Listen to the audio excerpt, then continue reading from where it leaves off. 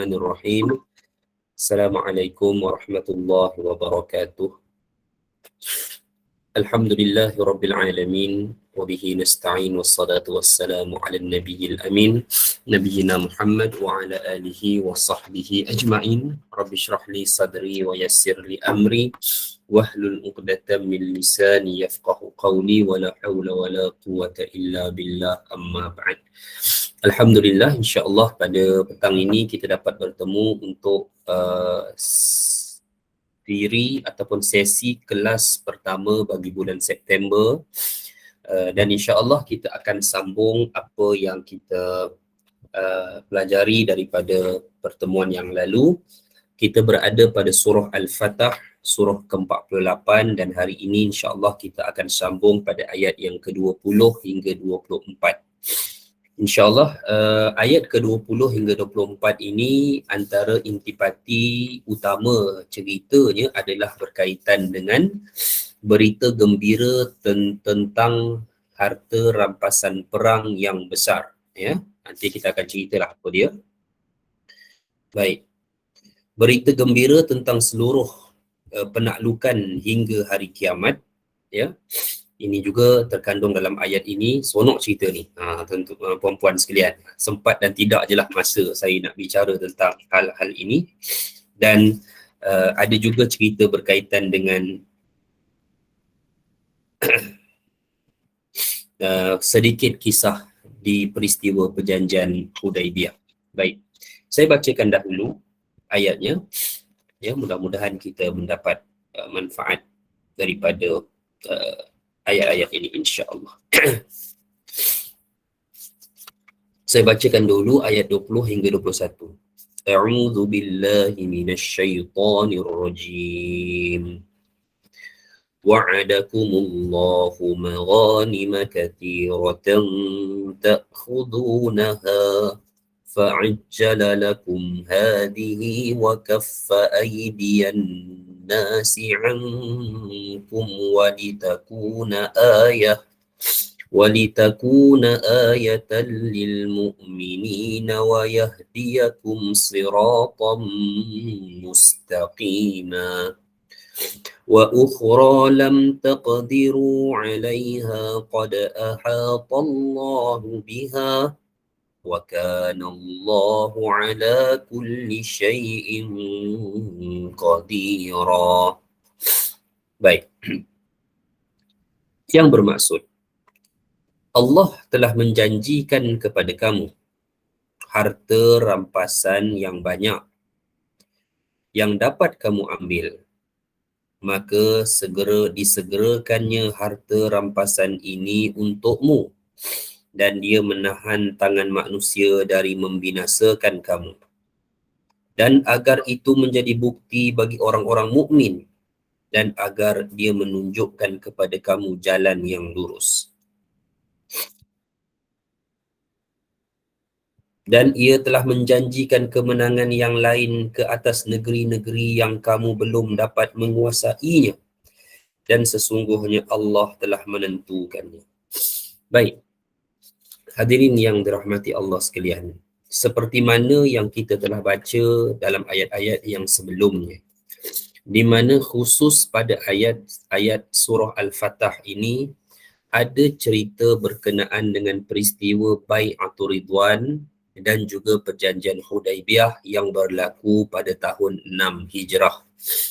Peristiwa bersejarah di sebuah tempat bernama Hudaibiyah, yang mana akhirnya di tempat itu atau di bawah sepohon pokok termaktublah hakikat keimanan sejumlah sahabat yang sanggup mempertaruhkan nyawa mereka untuk mempertahankan darah Uthman bersama dengan Rasulullah atas khabar angin yang mereka terima bahawa Uthman dibunuh dalam kota Mekah ketika cubaan rundingan masuk rombongan Nabi ke kota Mekah. Kesediaan mereka itu walaupun ternyata atas khabar yang palsu Uthman tidak dibunuh, tetapi kesediaan mereka itu telah membuktikan iman mereka, dan mereka yang bersama dengan perjanjian tersebut yang dipanggil sebagai Bai'atul Ridwan mendapat satu kedudukan utama di kalangan para sahabat. Baik. Dan hadirin yang dirahmati Allah sekalian, Allah telah menjanjikan bagi mereka itu satu kemenangan yang hakiki dalam satu peperangan yang akan berlaku. Di mana Allah telah menjanjikan pada tahun berikutnya, iaitu tahun ke-7 Hijrah, Rasulullah dan para sahabat akan melalui satu peperangan yang dipanggil sebagai peperangan Khaybar. Di mana? Di Khaybar, tempatnya nama Khaybar, ke atas penduduknya daripada kalangan bangsa Yahudi. Ianya berlaku pada tahun 7 Hijrah dan peperangan itu hanya diperuntukkan bagi mereka yang menyertai Bai'atul Ridwan. Bahkan yang lebih menarik daripada peperangan ini, seperti yang pernah saya nyatakan, dalam peperangan ini, hadirin yang dirahmati Allah sekalian, ya, dalam peperangan ini yang lebih menariknya adalah apabila Allah telah menjanjikan kemenangan, ya, ke atas kaum muslimin sebelum daripada peperangan bermula lagi. Allah dah janji kemenangan. Jadinya Masya Allah lah hadirin sekalian kan. Jadi ini adalah balasan daripada Allah, ganjaran, lebih tepat kita guna perkataan ganjaran, yang mana mereka telah berkorban bersama-sama dengan Rasulullah, ya, untuk berada bersama perjanjian Bai'atul Ridwan itu. Baik. Jadi Allah juga menyatakan dalam ayat ini, wa ukhra lam taqdiru 'alaiha qad ahatallahu biha. Wilayah-wilayah lain yang terdapat atas muka bumi yang kalian belum takluki pun satu masa nanti akan kalian takluki. Ini janji daripada Allah ke atas kaum muslimin, dan perkara ini berlaku sampailah hari kiamat. Perluasan wilayah yang berlaku selama 1400 tahun ini, tuan-tuan, inilah yang kita dapat tengok di atas muka bumi ini, seluas mana negara-negara Islam yang ada. Itulah perluasan wilayah yang berjaya ditakluki atau dilakukan oleh kaum muslimin. Ada juga wilayah-wilayah yang sudah ditakluki terlepas kembali ke tangan kufar, seperti wilayah Eropah Timur, Utsmaniyah dulu banyak wilayah-wilayah mereka di negara-negara Eropah Timur, seperti saya bukan ingat sangat nama negara, saya ingat nama kota dia, macam Budapest. Kalau tuan-tuan pergi ke Budapest ni dua kota, dua bandar, Buda dan Pest, yang dipisahkan oleh sebatang sungai kan. Kalau tuan-tuan pergi ke Budapest, Hungary, negaranya Hungaria, Indonesia panggil kan. Banyak kesan-kesan tinggalan Utsmaniyah. Begitu juga kalau pergi ke Spain, itu lagi jelaslah peninggalan Andalusia. Baik. Apa kesudahan Islam atas muka bumi ini sebelum kiamat? Nabi dah janji dah, hadirin mati Allah sekalian, dalam sebuah hadis, ya. Saya bacakan satu hadis kepada puan-puan sekalian pada petang ini. Kita nak tengok janji Nabi, ya, ke atas para sahabat berkaitan dengan bagaimana Allah akhirnya memberikan kemenangan, ya, ke atas kaum muslimin. Kelak no more Great Britain, no more US, Israel, tak ada dah nama-nama besar empire ini, Rusia apa semua tak ada. Yang ada pada masa itu adalah kaum muslimin. Baik. Okey. Saya bacakan sebuah hadis sahih daripada seorang sahabat, ya, daripada seorang sahabat bernama Abdullah ibn al-Hiwalah. Okey. Mana hadisnya? Hilang dah.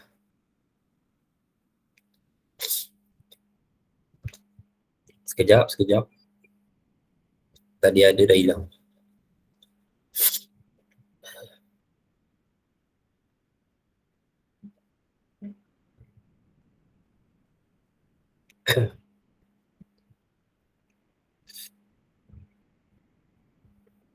Okey.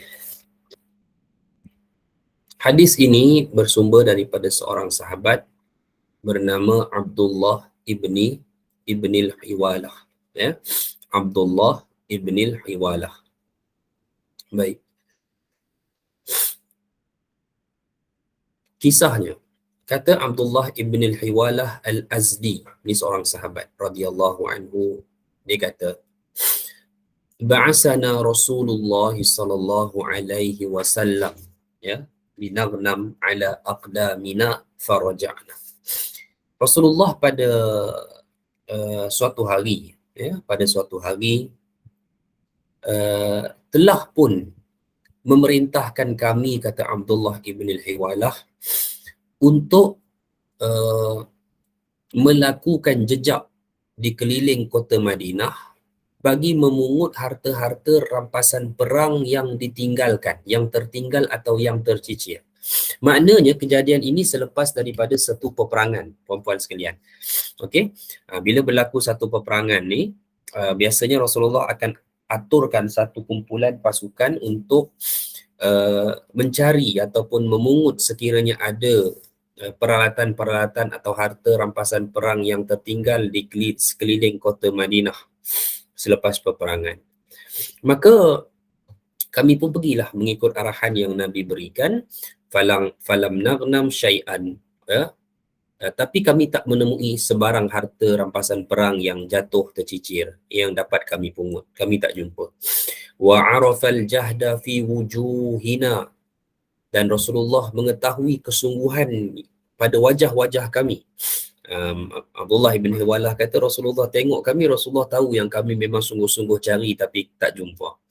Faqama fina, maka Rasulullah pun melihat kesungguhan pada wajah kami. Waktu itu Rasulullah berdiri dan faqala, Rasulullah sebut kepada kami, Allahumma la takilhum ilayya, ya Allah, ya, janganlah engkau serahkan mereka ini ke atasku, fa'ad'afa anhum, yang menyebabkan aku menjadi lemah ke atas mereka. Doa Nabi di sisi para sahabat.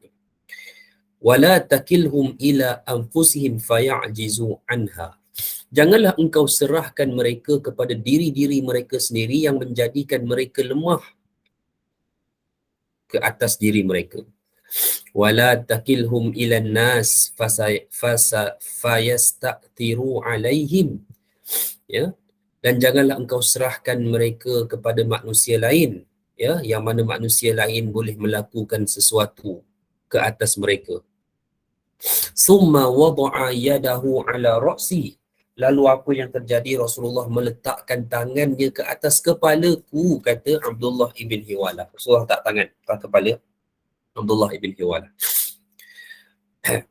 Summa qal, kemudian Nabi kata kepada Abdullah ibn Hiwalah, ya benal Hiwalah, wahai anak kepada Hiwalah, idza ra'aital khilafata qad nazalat fil ardil muqaddasah, apabila engkau melihat, ya, okey, sebenarnya hadis ni ada satu lagi potongan lain yang terpotong daripada riwayat yang sedang kita baca ini, ya, di mana Nabi SAW ada menyebutkan, ya, berkenaan dengan sekejap.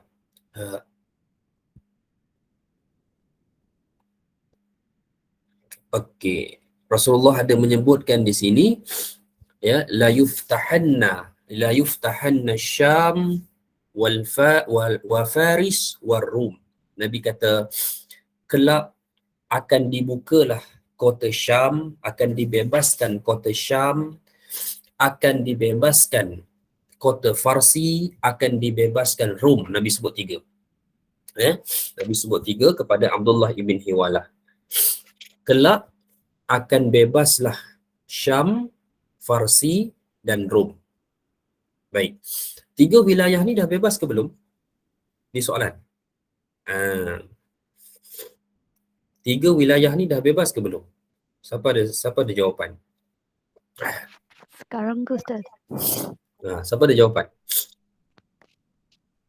Belum. Kerana kata Nabi dalam hadis tu kepada Abdullah ibn Hiwalah, Syam, Farsi dan Rom akan dibebaskan, kata Nabi. Syam dibebaskan di zaman Umar. Okey, Syam, bumi Syam jatuh ke tangan kaum muslimin di zaman Umar ibn al-Khattab radhiyallahu anhu. Farsi juga jatuh ke tangan Islam, pembukaannya berlaku di tangan Sa'ad bin Abi Waqqas di zaman pemerintahan Umar ibn al-Khattab juga. Adapun Rom hanya tewas di wilayah, Rom juga tewas sebenarnya di tangan kaum muslimin. Bangsa Rom hanya tewas pada 1453 di zaman Sultan Muhammad Al-Fatih daripada kerajaan Uthmaniyah. Baik, jadi dah berlaku dah ni. Secara umumnya apa yang Nabi sebut tiga-tiga ni dah berlaku dah. Tetapi hadirin mati Allah sekalian, apa yang berlaku zaman kita? Ya, setelah pembebasan jatuh ke tangan kaum muslimin, maksudnya setelah pembebasan, yakni wilayah-wilayah itu belong kepada kaum muslimin, tetapi hakikatnya pada hari ini Syam kembali bergolak. Wilayah Syam seperti mana di Syria dikuasai oleh pasukan-pasukan Bashar dengan sokongan Iran dan juga Rusia. Palestin tak perlu kita petikaikan lagi isunya, dikuasai oleh rejim Zionis. Maka dengan situasi Syam pada hari ini, ia akan berlaku pembebasan sekali lagi. Bagaimana dengan Farsi? Sekarang ini Farsi dikuasai oleh Syiah. Rejim Iran pun akan dibebaskan juga nanti. Dan Rom, mereka hanya tewas kepada Uthmaniyah di Istanbul, tetapi mereka berjaya membangunkan semula empire mereka, dan hari ini tertegaknya empire mereka di Moskow ataupun Rusia dengan mengekalkan paksi gereja Ortodoks Timur. Jadi apa yang kita boleh faham daripada apa yang Nabi maksudkan? Nabi maksudkan, Nabi bercakap tentang pembebasan terakhir wilayah ini, yang mana Syam akan dibebaskan terlebih dahulu. Yang pertama, puan-puan sekalian, kalau kita pun menunggu peperangan saat ini, peperangan pertama yang kita akan tunggu adalah peperangan membebaskan bumi Syam dan Baitul Maqdis pertama. Lepas tu Islam akan membebaskan Farsi dari Syiah. Lepas tu Islam akan membebaskan Rom, dan Rom ini ya, kita menakluki kota-kota mereka, termasuk kota timur yang dikenali Konstantinopel dan kota barat yang dipanggil dengan Romiyah, Rom pada zaman Nabi dulu. Ini Nabi SAW dah janji dah akan berlaku pembukaan dan kemenangan itu pada akhirnya. Baik. Okey, ada soalan? Setakat ni. Assalamualaikum Ustaz. Salam, ya Puan Azia. Kalau Syam adalah Syria, Okey. Parsi kita referkan kepada Palestine ke mana Ustaz? Kalau Parsi? Farsi Iran, Iraq. Iran dengan Iraq. Ya, Farsi ni tak ada no doubt lagi lah. Memang Farsi ni clear. Iran dan Iraq. Bahkan orang Iraq dan Iran tu pun berbangsa Farsi asalnya. Okey. Imam Hanafi, Imam Abu Hanifah kan Farsi kan, orang Farsi. Okay. Syam bukan Syria saja. Syam ni Jordan, Syria, Palestin, Lebanon. Oh, dia kira maksudnya masa zaman tu kira Syam ni dia merangkumi beberapa negara lah Ustaz. Sebenarnya Syam ni satu wilayah je. Okay. Tapi selepas zaman penjajahan apa semua kan, pepecahan wilayah, maka terpecahlah kepada beberapa negara tu. Oh, okay. Tapi zaman Nabi dulu bila sebut Syam, dia punya ibu kota Syam tu adalah apa? Damascus. Damsyik. Adapun Baitul Maqdis, dia bukan pusat bandar utama, tetapi dia merupakan satu kota tanah suci. Lepas tu Rom dia refer ke belah mana Ustaz? Okey, Rom di zaman Nabi kerajaannya berpusat di Istanbul. Okey. Dan dia bertahan lama lah. Dia bukan tentera salib puan. Kita kena clear, sebab tentera salib tu gereja barat. Dia gereja timur. Dia bertahan di Istanbul tu lama, sampailah 1453 baru dia kalah kepada Uthmaniyah. Okey. Tapi mereka berjaya bangkitkan balik empire mereka melalui bishop-bishop gereja mereka dan raja-raja bangsa Slav mereka, dan akhirnya mereka menubuhkan satu negara moden Rusia lah, Oh. yang menjadi suatu kuasa empire Rom yang bangkit semula. Itu dia. Kan sama agamanya, gereja Ortodoks Timur kan. Eastern Roman Empire. Okey. So maksudnya Russia di bawah Rome ya Ustaz Macam mana? Maksudnya di bawah Rome punya kita kalau Russia tu kita maksudnya dia fall di bawah Rome. Jadi Rusia hari ini itulah Rom yang Nabi maksudkan dalam hadis. Okey. Yang cerita Rom di akhir zaman ni Rusia, yang Nabi kata satu salih hukum Rom. Rom akan memilih untuk berdamai dengan kamu, Rusia. Okey. Nampak tak dia punya jalan ke arah pendamaian dengan Islam tu sekarang? Betul. Nampak sangat, clear sangat. Rusia mengisytihar Islam sebagai agama rasmi kedua. Oh, okey. Ya. Baik. Okey, dan ini keindahan yang Nabi janji. Jangan takut puan-puan untuk menghadapi fenomena ini kerana ini janji baik daripada Nabi. Kadang-kadang kita dengar cerita-cerita macam ni semua takut rasa esok nak kiamat. No. Kita kena ada satu kekuatan di mana kita menginginkan janji-janji ini seboleh-bolehnya berlaku di zaman kita. Gitu. Okey, ada sambungan hadis ni, saya nak jawab soalan dulu. Di mana letaknya Konstantinopel dari hadis akhir zaman? Okey, baik. Konstantinopel di akhir zaman ini yang akan dibuka bukan Istanbul. Okey. Sebenarnya Istanbul itu ya, dia ada satu hadis. Ketika Nabi membincangkan tentang pembukaan wilayah apa semua ni kemenangan, sahabat tanya Nabi, ayyul madinataini tuftahu awalan ya Rasulullah? Manakah antara dua bandar yang engkau ceritakan ini akan dibuka terlebih dahulu oleh kaum muslimin?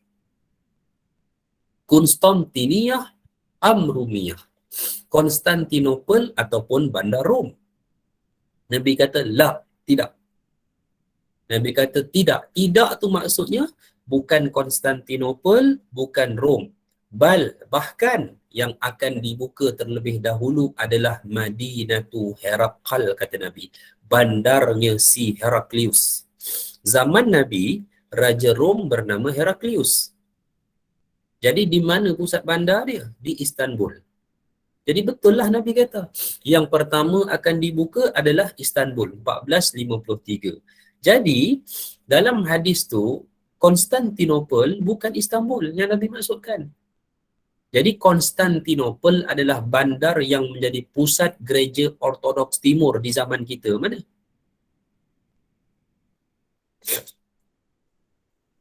Mana bandar? Ya? Bukan Itali Ustaz. Russia. Bukan Itali ke? Rusia lah. Russia ni. Kita kena kenal. Jadi Konstantinopel di zaman kita adalah Rusia, Moskow, sebab dia pusat agama Ortodoks Timur. Adapun Roma di zaman kita adalah gereja paksi Rom Barat, Eropah Barat. Dekat mana? Eropah Barat. Kristian kan ada dua. Eropah ada dua, Eropah Barat, Eropah Timur, betul? Kristian tu ada dua. Ortodoks dengan ini pengetahuan kita ni. Ini buat exam sedap, fail habis ni. Okay. Kristian kan ada dua, Ortodoks dengan Dia cacat marba lah Ustaz. Ha? Dia dah cacat marba dalam kepala. Cacat marba. Ini kita kena hadam ke bau, kita tahu situasi apa yang berlaku atas muka bumi ni.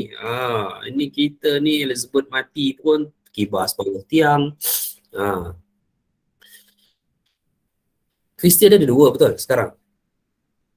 Katolik Ustaz. Katolik, betul. Tolak Protestan lah. Protestan tu dia keluar agama sebenarnya. Cuma dia tak declare dia murtad je lah. Okey. Katolik. Katolik kat mana? Roman Katolik. Kat Vatican lah tadi. Vatican. Itu Roma. Itu Rom. Bandar menjadi paksi agama Rom Barat. Ataupun mazhab Katolik. Adapun bandar yang menjadi paksi Rom Timur adalah Moskow. Itulah, kalau timur Konstantinopel, kalau barat Vatikan tu Roma. Dua-dua tu kata Nabi pun akan ditakluki oleh kaum muslimin akhirnya. Tapi Ustaz, yang bandar yang Nabi refer separuh daripada darat dengan air tu yang mana? Satu Konstantinopel. hadis. Konstantinopel. Ya.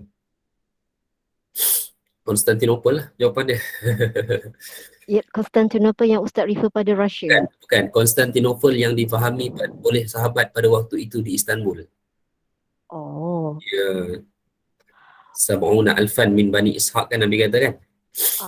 Uh, And then they mention pasal bandar dia separuh dia atas darat, separuh dia air kan. uh, So itu referring to Istanbul lah, bukan yang Constantinople yang dibuka di akhir zaman ni. tak. Sebab tu sifatnya tak sama. Okey, so Nabi SAW telah jelaskan begitu. Kita hanya tunggu masa sajalah.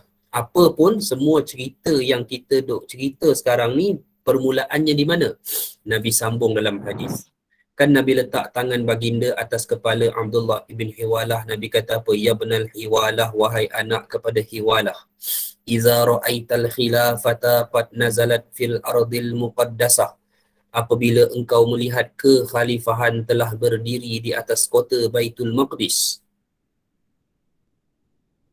Pernah ke kekhalifahan berdiri atas kota Baitul Maqdis? Zaman Nabi Sulaiman tu bukan Janganlah kira zaman Nabi Sulaiman ni, kira Maksudnya kalau cerita pasal New World Order zaman Nabi Sulaiman. pernah tak bagi umat Muhammad ni, makanya kekhalifahan berdiri atas Baitul Maqdis? Pernah? Belum. Tak pernah sepanjang usia umat ini 1400 tahun, belum pernah. Pembebasan kota itu berlaku tetapi kekhalifahan tidak pernah tertegak di atas kota tersebut hingga hari ini. Belum pernah. Cuba kita refer balik. Abu Bakar, Umar, Uthman. Mana pusatnya? Madinah. Madinah. Lepas tu Ali, Madinah sekejap. Lepas tu Ali pindah ke mana? Kufah. Bani Umayyah pusatnya di mana? Umayyah. Damsyik. Damsyik. Tepat, Syria. Lepas Bani Umayyah runtuh, ganti Abbasiyah. Ratusan tahun Abbasiyah berdiri atas kota Baghdad. Runtuh Abbasiyah, ganti kerajaan interim macam Mamalik dan juga Ayyubiyah kekal. Mesir. Kahirah. Naik Uthmaniyah sampai 1924 dekat mana? Turki. Istanbul. Lepas tu runtuh khilafah, tak ada khilafah. Dan tak pernah Baitul Maqdis menjadi pusat kekhalifahan. Bila dia akan jadi? Akhir zaman lah ni. Semasa berlaku peperangan Syam dan pembebasan Syam yang terakhir yang mungkin berlaku di zaman kita ini. Yang akan berakhir dengan Baitul Maqdis dijadikan sebagai pusat kekhalifahan kaum muslimin, berdiri seorang pemimpin di atasnya dari keturunan Nabi SAW, seorang putera yang Nabi sifatkan usianya Ibnu Arba'ina Sanah. Beliau berusia pada permulaan usia 40 tahun. Itulah dia. Sebab itu Nabi doakan ahli Syam, sebab perempuan, faktanya tidak ada seorang pun daripada darah keturunan Nabi yang pernah menjadi khalifah umat Islam. Tak pernah pun. Ada tak? Cuba kita tahu saya. Tak ada. Hasan tu sekejap je kan. Hasan sekejap, dia interim lah, dia 6 bulan je. Tapi sebenarnya Hasan ni hanya diiktiraf di Kufah. Ganti ayahnya Ali. Jadi di Syam mereka tak iktiraf. Mereka masa tu masih berbai'ah kepada Muawiyah. Tapi itulah Hasan pun 6 bulan je. Tak pernah, tak ada seorang khalifah pun pernah ada dari darah Nabi SAW. Tak pernah ada. Ali Bani Hashim, tapi Ali bukan darah Nabi kan? Tak ada. Jadi siapa? Nantilah insya-Allah. Tengoklah sebulan 2 ke setahun 2 ni ke. So kalau bebas Baitul Maqdis itu, bebas bumi Syam, selesai konflik Palestin, selesai konflik Syria, kita tengoklah ada tak seorang putera dari keturunan Nabi SAW yang akan berdiri di atas kota Baitul Maqdis. Dialah orangnya insya-Allah, mudah-mudahan. Itulah permulaan kepada semua pembebasan wilayah yang Nabi maksudkan tadi. puan-puan sekalian. Okey. Ada soalan?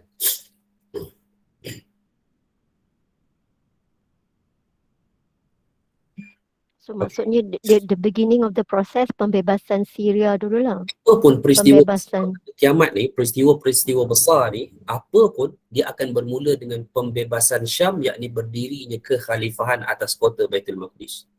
Dia merupakan satu kemenangan besar dan kita akan bergembira, tetapi dia merupakan gerbang, pintu masuk kepada peristiwa-peristiwa besar yang akan berlaku.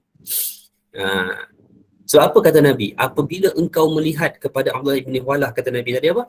Apabila engkau melihat telah tertegaknya kekhalifahan atas kota Baitul Maqdis, kata Nabi, faqad danat az-zalazil wal balabil wal umurul izam. Nabi ingatkan penduduk Madinah waktu itu, amat hampirlah berlakunya zalazil, gempa bumi, kesengsaraan dan juga peristiwa-peristiwa besar, kata Nabi. Nampak tak? Dia bermula dengan pembebasan Baitul Maqdis. Sebab itu dalam sebuah hadis yang lain, Nabi kata selepas pembebasan Baitul Maqdis akan berlakunya kharabu Yathrib, kehancuran besar bagi kota Madinah. Kota Madinah seperti mana saya pernah sebut, dia akan hancur disebabkan oleh zalazil, gempa bumi, yang akan menyebabkan penduduknya meninggalkan kota tersebut kosong. Sehingga kata Nabi apa? Tidak tinggal di kota itu melainkan at-tayru was-siba, burung-burung dan hidupan liar. Sampaikan kalalib, Nabi kata, awizikbu, anjing ataupun serigala, kata Nabi, akan kencing di tiang-tiang dan mimbar masjid. Nabi sebut. Okey. Sampaikan ada orang yang masuk ke kota itu pada waktu itu, melintasi kebun-kebun tamar di kota Madinah. Mereka kata dahulu kebun-kebun ini kerap diziarahi oleh orang-orang Muslim. Betul tak perempuan sekalian Nabi sebut? Siapa sangka Nabi sebut 1400 tahun dulu, rupanya di zaman kita memang trend bila orang pergi Madinah, orang akan ziarah kebun tamar. Nampak tak? Inilah dia. Jadi pergi umrah cepat. Jangan lambat-lambat. Ya, ada masa pergi umrah, pergi je. Jangan tangguh-tangguh. Kalau lepas ni tak tahu boleh ziarah Madinah ke tak. Berapa lama ditinggal kosong, saya tak pasti, tapi ada satu riwayat Nabi sebut kepada seorang sahabat, waktu tu Nabi masuk ke masjid Nabi, Nabi memandang wajah sahabat yang ada pada masa itu. Yang ada adalah Abu Sa'id Al-Khudri pada waktu itu. Nabi pandang wajah para sahabat dalam keadaan sugul. Wajah Nabi suram, sugul lah. Dan Nabi kata kepada para sahabat, kelak kalian akan meninggalkan kota ini kosong selama 40 sanah, 40 tahun. Masa tu kalau pergi umrah, saya rasa dia punya package dia Baitul Maqdis, Mekah lah. Fadidah dah hancur. Ada soalan, perempuan? Maksudnya kalau benda tu berlaku, Ustaz, kita satu dunia akan aware tak? Maksud pemerintahan yang berlaku di Baitul Maqdis tu. Kalau orang yang faham macam kita mengaji ini dan Allah beri petunjuk. Ada orang buat tak tahu je, kita cerita akhir zaman apa benda buat tak tahu je. Buat tak tahu ni daripada dua golongan. Satu golongan yang lalai, memang dia tak peduli apa pun. Satu golongan yang berilmu tapi hidup dalam penafian. Kan? Mereka sentiasa berbicara akhir zaman tu nanti di akhir zaman, entah bila nanti dia. Sedangkan hampir keseluruhan tanda-tanda kecil hampir tidak ada yang masih belum berlaku. Ni dia. Ya? Ada soalan? Kata Rasulullah tu ada terdapat dalam Al-Quran mengatakan seperti itu, Ustaz, yang mengatakan Madinah akan jadi kosong dan dalam hadis sahih. No, maksud saya bukan dalam hadis. Ada tak termaktub dalam Al-Quran? Dalam Quran secara jelas tak ada, tapi dalam hadis memang hadis-hadisnya sahih. Okey. Berkaitan dengan kehancuran Madinah ini.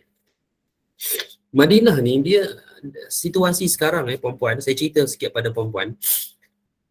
Madinah ni kota yang Allah pelihara sejak bermulanya Islam di situ. Saya tanya perempuan, masa Nabi wafat, fenomena murtad tidak berlaku di 3 wilayah. Kan kita biasa dengar tak masa Nabi wafat berlaku fenomena murtad, betul tak? Betul kan? Betul. Yang Saya kena perang tu. nak reconfirm lah yang kita memang pernah dengar maklumat ni. Masa Nabi wafat berlaku fenomena murtad. 3 wilayah tak berlaku. Clear. Tak ada kes murtad. Apa dia wilayah tu? Madinah, Mekah, Mekah lagi, Madinah. dan Satu tak pasti. siapa nak bagi jawapan? Apa nak bagi hadiah? Kalau TikTok boleh bagi gift. Tak tahu nak bagi apa. Ya puan? Taif. Puan Tengku tahu sebab Puan Tengku duduk Saudi. Tak pergi Saudi dah puan? Tak pergi dah. Tak pergi dah.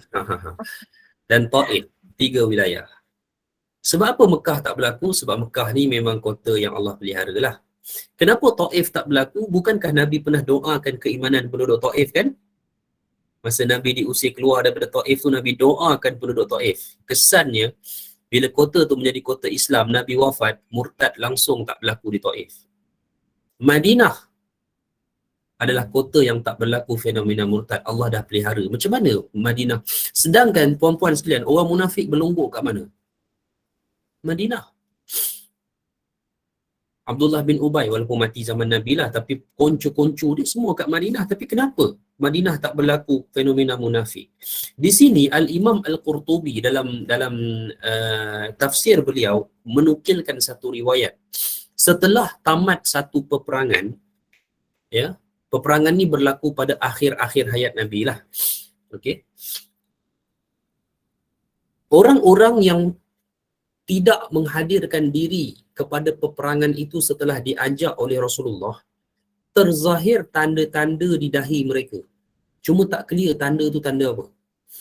Tapi zahir satu tanda-tanda di dahi mereka yang menyebabkan para sahabat mengetahui mereka ini adalah orang-orang munafik. Maka, bila zahir tanda ni pada mereka, puan-puan agak dia orang boleh duduk kat Madinah lagi ke? Tak boleh dah. Orang tahu yang mereka ni munafik, jadi akhirnya mereka pindah keluar daripada kota Madinah. Mereka pergi mana? Mereka pergi ke satu wilayah yang pemimpinnya adalah, penguasanya adalah seorang yang bernama Musailamah Al-Kazzab. Kenapa mereka pindah sana? Kerana dia pun, dan kan dia kata dia Nabi. Cuma dia lawan Rasulullah. Jadi wilayah itu bernama Yamamah. So, mereka berpindah keluar dari kota Madinah. Masa Nabi wafat, tak berlaku langsung fenomena murtad di kota Madinah. Sebab apa? Orang munafik sudah tidak ada. So ini adalah kali pertama Allah pelihara kota Madinah daripada rosak. Sebab apa puan-puan sekalian? Kalau Nabi wafat di kota Madinah dan orang munafik masih bertebaran di kota Madinah, apa jadi? Rosak habis kota tersebut. Nampak Allah pelihara. Kali kedua, sekitar tahun 653 Hijrah, berlaku satu perkara ganjil di kota Madinah, tapi perkara ini dah disebut oleh Nabi dalam hadis, iaitu munculnya api dari kota Madinah. Api yang muncul di kawasan Hurrah, kawasan perbatuan hitam di pinggir tenggara kota Madinah. Nyalaan api itu cukup besar. Ya. Nyalaan api itu cukup besar sehingga mampu menerangi kota Busra. Kota Busra ni di mana? Kota Busra ni di selatan Syria. Terang hanya disebabkan oleh api dari kota Madinah itu. Apa terjadi kepada penduduk Madinah waktu itu? Rupa-rupanya di Madinah pada waktu itu sudah masuknya agenda kelalaian. Rupanya pada waktu tu dah ada hiburan. Al-Imam Ibn Katsir dalam kitabnya Al-Bidayah wan Nihayah tulis, ketika terjadinya peristiwa itu, seluruh penduduk Madinah yang lalai kesemuanya bertaubat kepada Allah. Mereka meninggalkan, menghancurkan alat-alat hiburan yang ada pada waktu itu. Kali kedua Allah selamatkan dan pelihara kota Madinah. Jelas perempuan setakat tu? Ha.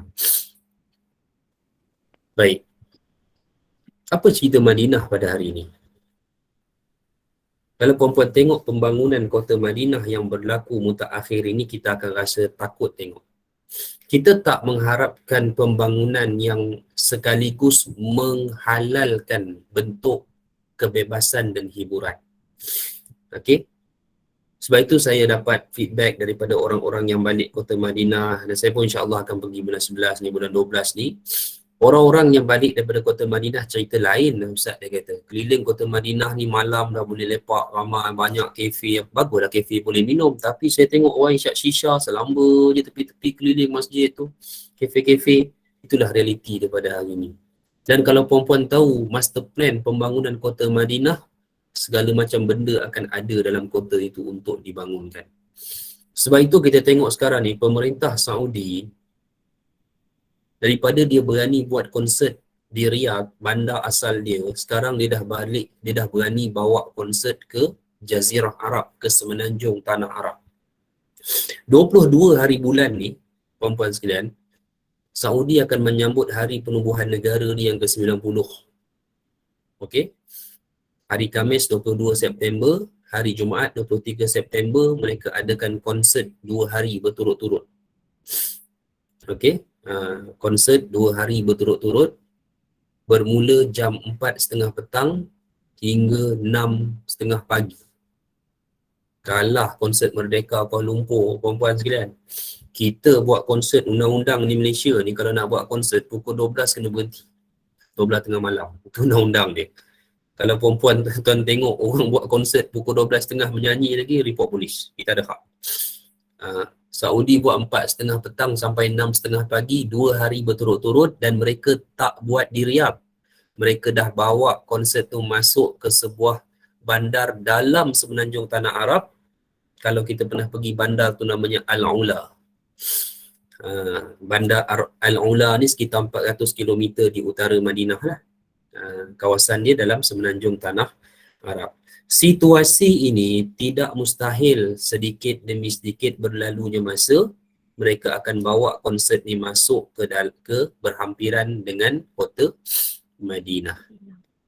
Sebab poin dia adalah untuk merosakkan penduduk Madinah, kota tersebut.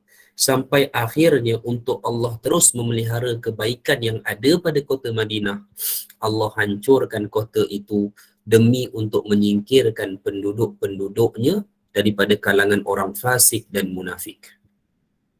Sebab itu akhir zaman ini Madinah akan menyingkirkan ahli-ahlinya, penduduknya yang fasik dan munafik, dengan cara keluar semua, habis semua, ditinggal kosong. Sebab tu Nabi kata, la tatrukunal madinata ala khairi ma kanat. Kelak kalian akan meninggalkan kota Madinah atas kebaikan yang tetap ada pada kota itu. Lepas tu macam mana Allah hidupkan balik setelah semua fitnah selesai? Al-imanu la ya'rizu ilal Madinah. Iman, orang-orang beriman akan kembali ke kota Madinah seperti al-hayyat, seperti ya'rizul hayyatu ila juhriha, seperti ular yang kembali ke sarangnya. Baik perempuan, ada soalan?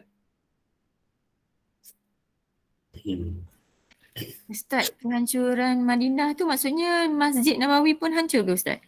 Wallahu alam, saya tak pastilah puan, tapi Nabi sebut tu akhirnya anjing pun kencing di tiang dan mimbar dia kan. Boleh jadi masjid tak hancur, tapi kelilingnya hancur teruk menyebabkan orang tak boleh duduk. Kalau keliling tu hancur terus lah perempuan, kalau kata hotel habis semua, kita nak pergi pun macam mana? Logiknya adalah, dan kemusnahannya kita tak, sebab Nabi kata la tatrukunal Madinah, kalian akan meninggalkan habis kota ini, tinggal kosong. Macam tu. Sebab tapi sebenarnya itulah Allah nak selamatkan kota itu. Betul. Ya, better dia hancur secara fizikal daripada kota itu hancur daripada segi nilai penduduk dia.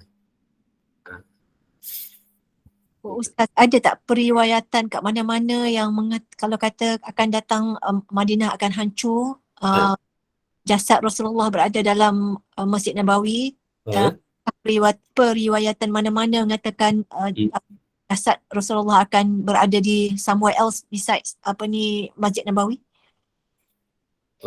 Maksudnya riwayat untuk Ada tak? Okay, maksudnya sekarang ni kan kita Saidina jenazah orang kata jasad Rasulullah ada Saidina. di kat situ masjid tu.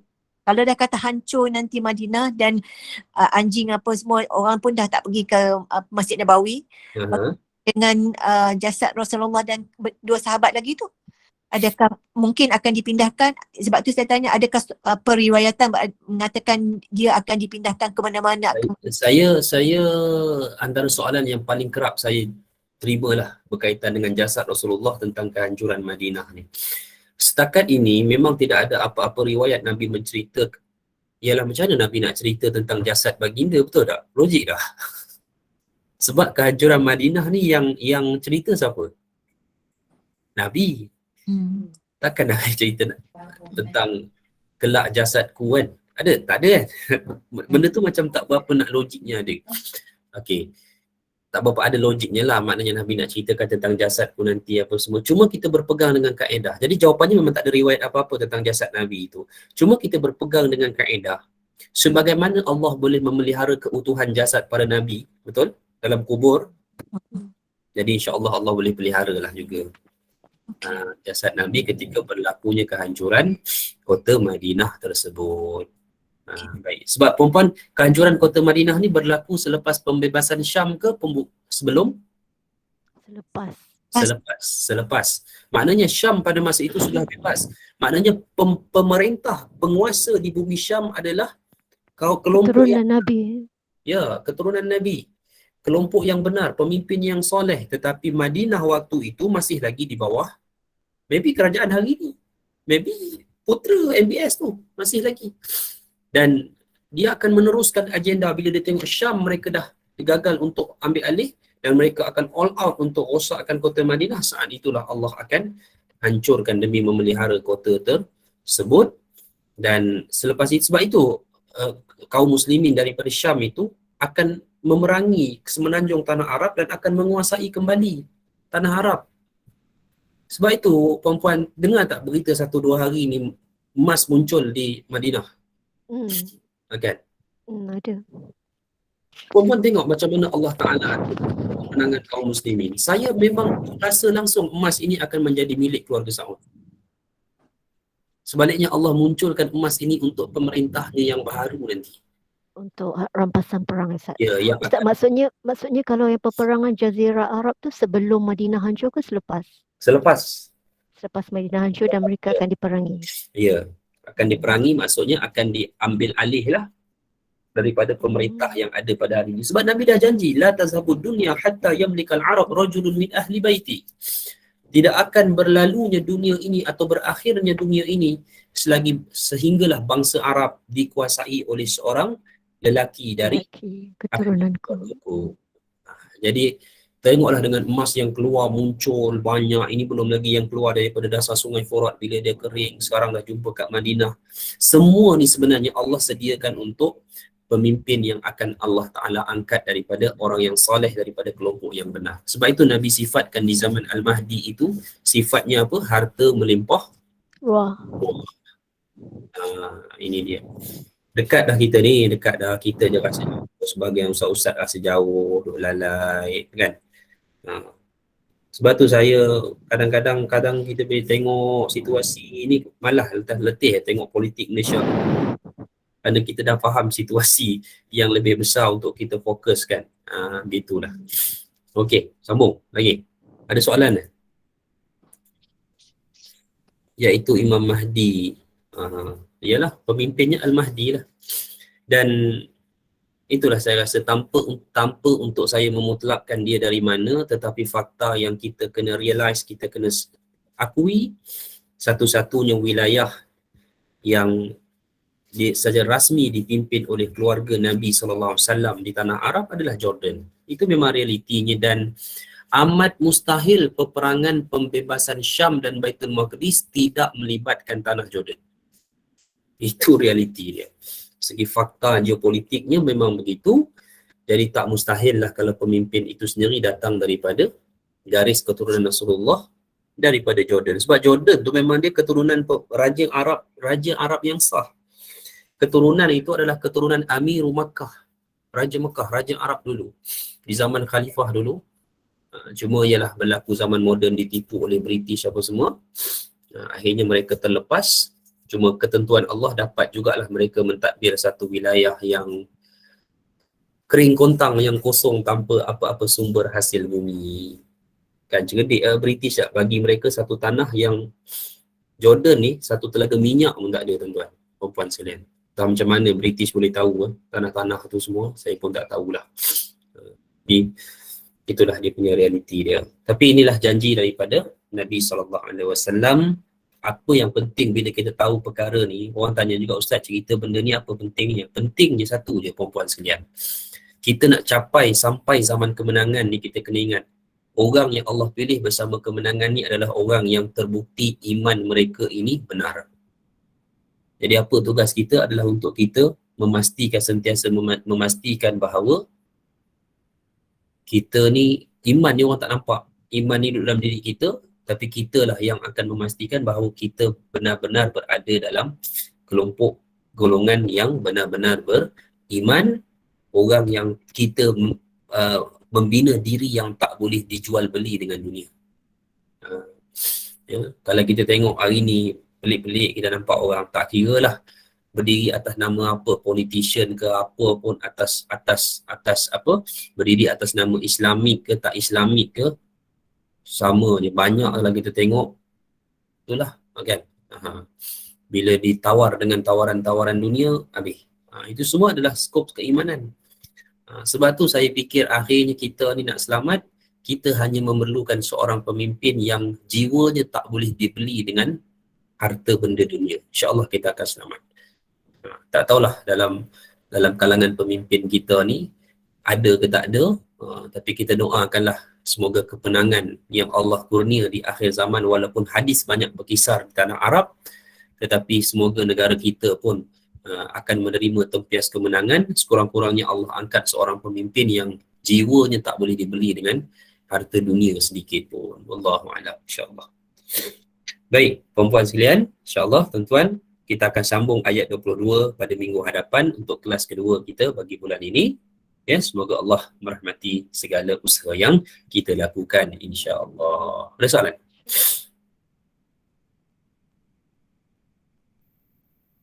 Tak ada Baik, jadi insya-Allah sekadar itu dulu. Terima kasih semua kerana berbagi masa untuk menjalankan majlis ilmu ini. Semoga rahmat Allah dikurniakan ke atas kita semua. Jazakumullah khairan. Mohon maaf daripada saya atas segala kekurangan. Aqulu qawli hadza wa astaghfirullah. Assalamualaikum warahmatullahi wabarakatuh. Waalaikumsalam warahmatullahi wabarakatuh. Baik. Jazakallah khairan. Terima kasih.